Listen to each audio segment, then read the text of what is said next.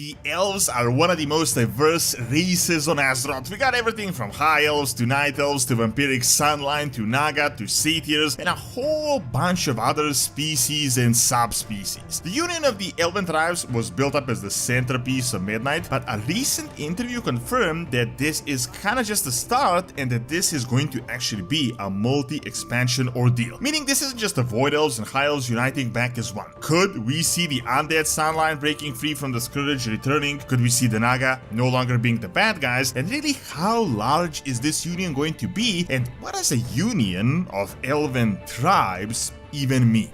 So you can actually play WoW directly on your phone with Awesome, this video sponsor. They just had a huge update and the app is better than it ever was. It's super easy to use, you just download it with my link in the description, PC and the phone app, and connect it. With the customized gamepad, you can check in on your characters anywhere with game sound. With the new update though, it got so much better with 4K and 8K support, desktop loading in less than a second, you can transfer files, open apps directly on the remote device, and you can use your device as a second screen. Furthermore, they optimized it so much that it works even on weaker networks, so it's much more stable. So check out my link in the description and use the new highly optimized and updated version of Awesome to play WoW on your phone, amongst other things.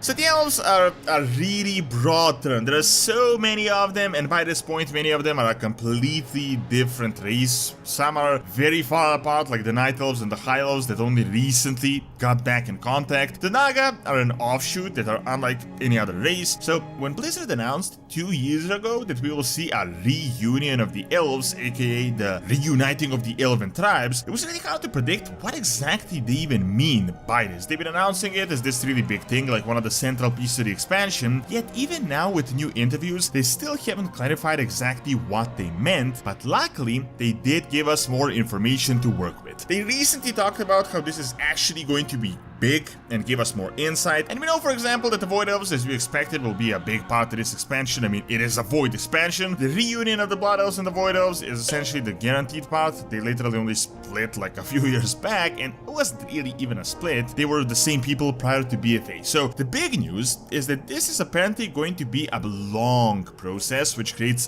further implications for this happening. In an interview with a gaming news website, Blizzard told us that there are many years of trauma between the various elven tribes, so bringing them together isn't something that will easily be solved, but Azeroth is facing a common threat, and those groups need to talk again. A lot of threats have been established early, but the devs are thinking all the way through the final large content release of the World Soul Saga. The story beats are spaced out over 3 expansions. This is what they told us. Essentially, what they're saying is that the Uniting Elven Tribes is actually going to be a bigger storyline than we expected. It won't just happen at Midnight. Apparently, Midnight will show the beginning steps of that unification. They also told us they already set the ground in the War Within. This pretty much changes everything we currently know. The initial idea when talking about the reunion was really uniting the High Elves. This is a pretty simple thing. Really, all these Quotalas guys are High Elves. As they were old Alliance members, many of these guys remained outside of Quotalas when the Scourge attacked, so they are just High Elves. Blood Elves are the survivors of the destruction that took the name to honor the sacrifice, and they had the entire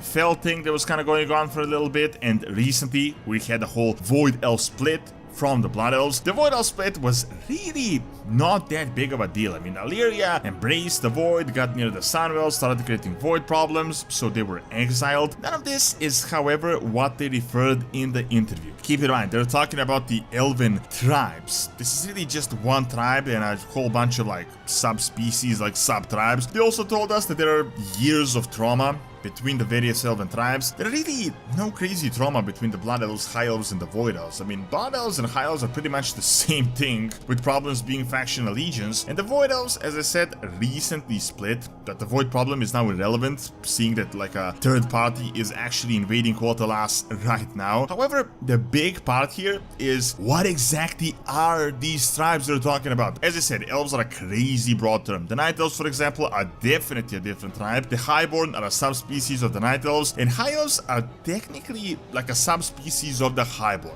Then we have the Naga, which are 100% a different tribe. They're the Highborn, just like the High Elves, but these guys descended into something completely different. Old god-corrupted fish people, and we know Ashara is actually returning soon. Then we have another version of the Highborn, the Nightborn. We have the Satyr, which are elves. We have the Undead elves, and a whole bunch of other species and subspecies. I'm almost certain they're not talking about uniting everyone here. I mean, honestly, uniting the Night Elves and the High Elves really makes zero sense, to be fair. I mean, over 7,000 years ago, they were one people, but the High Elven civilization is so different than the Night Elves. They barely have anything in common. They're a literal contrast to night and day people. I mean, every Night Elven aesthetic is about the forest and the night, while the High Elves are all about advanced architecture and daylight. The proximity of their new capital to the Isle of Gil'Danas is very suspicious though, and recently the Highborn were accepted back into the Night Elven society sometime around Cataclysm, so there is a possibility that they might plan to have these people get close. The Highborn though could actually unite. This in itself would make it complete. The Nightborn, though, are definitely highly similar to the Blood Elves. I mean, they're literally what the Blood Elves would be if they didn't move to the Eastern Kingdoms. This similarity has been evident, seeing how close their people got super fast. I mean, the leader of the Nightborn is literally married to the Blood Elven leader. Now here, this is an evident union, but I don't see what needs to happen here. They're already united as a part of the Horde. The Naga, on the other hand, are a very likely possibility. They're also the same people as the Highborn. You've got a branch of the Highborn that turned into either High Elves, Nightborn, or the Naga. A lot of them didn't really have a choice though. I mean, these guys are very unique. They seem to be free from the old gods now with the entire Azeroth ordeal, and we have actually played as the Naga back in Warcraft 3. I mean, they were a completely playable faction, so they're super well established. The problem is though, in a recent interview, the Elves told us that we won't see the Naga in Midnight. We know the return of Shara has been foreshadowed for a really long time, but looks like that might happen in Northrend. So this is a big possibility, and this could be what they meant when they told us that the Elven reunion will be spread out across multiple expansions. The thing is though, they also told us they had set something up in the war with him. While we did get some void lore, I think they may have been referring to the Arathi, aka the new light Arathi. As we know, they're half elves. It's highly likely their leader Thoradin the Ninth is mostly an elf, seeing that he's multiple centuries old. These guys were introduced as descendants of the actual Arathi humans and Quel'Thalas elves, and they're also like the most relevant race right now to what is happening. So the Arathi are definitely coming. This is definitely something they had set up in the war within. They could very likely be in on this union. Once again though, this brings up the problem, what does a union even mean? Are they talking about being one playable race or just uniting politically in game? I could totally see the Arathi being both friendly and unfriendly, and they're definitely a distant elven tribe in a way, at least a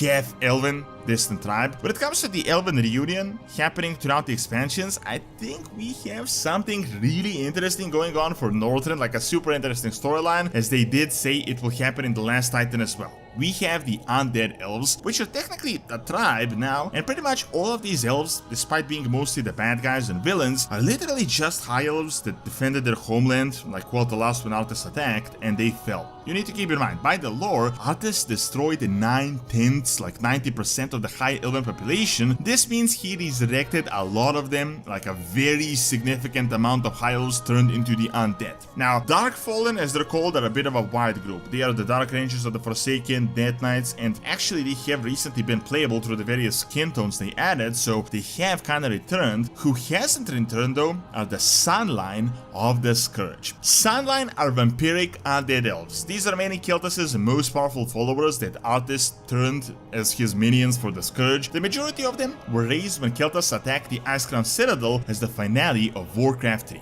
Now, there was actually a storyline with Sylvanas inviting them into the Horde during the Fourth War, but here we are talking about those guys left in Northrend. We don't really know how numerous they are. There certainly aren't huge in numbers, especially after Wrath of the Lich King, but it doesn't change much. I mean, technically, Demon Hunters are probably, like, lore-wise, only hundreds in the lore, yet you see them pretty much all the time. Now, the Scourge itself fell apart. Most of them got free will. There is no reason that the Sunline should really be evil. As I said, these are regular guys that were enslaved by Arthas, just powerful ones. They served the Scourge pretty much just like the Forsaken that eventually broke free, and now they're a part of the Horde. Seeing that the Jailer was destroyed and the Lich King, the Sunline should really be back to their free will. This could be the part 3 of the Elven reunion that could happen in the Last Titan, and I could totally see this happening. Other than these ones I mentioned, I don't think a lot of subspecies would be super relevant, like the wretched ones, they're definitely too far gone. The fell blood elves, they were fell corrupted elves, I don't think they would be too relevant, they barely even exist, they're also too far gone. Also, the satyr, technically they're corrupted night elves, but these guys are really closer to night elves, and they have been corrupted for such a long time that I don't think they would be interested in any sort of union. So overall, I think the Elven reunion is actually going to be happening in a few phases. The most obvious one is the most recent split, and but they're technically the same race. I mean, these are the High Elf, Blood Elf reunion, aka the same thing, then the Void Elves that were recently exiled. The Nightborn are already closely allied to the Blood Elves, so they're technically united as is. After that, some more distant races could be happening. With the Night Elves, I would say they're too different, but they did suspiciously get the capital right near Quotalas, which might have been a setup to get them closer. This could pretty much tie in the Night Elves and the Highborn. Now, another two realistic options are the Sunline I just mentioned, they could be the Forsaken of the Blood Elves, and then the Naga. The Naga are a weird one, as I mentioned, they won't be coming at midnight, but this could totally be a storyline for the Last Titan as well, because we do have a large setup for Queen Ashara. So, big things will be happening for the Elves. Thanks for watching. Check out my video on Prince Keltas actually returning at midnight by clicking on the screen, and check out my video on the Roman Empire that I've recorded live on site in Malta by clicking on the screen as well. See you next time!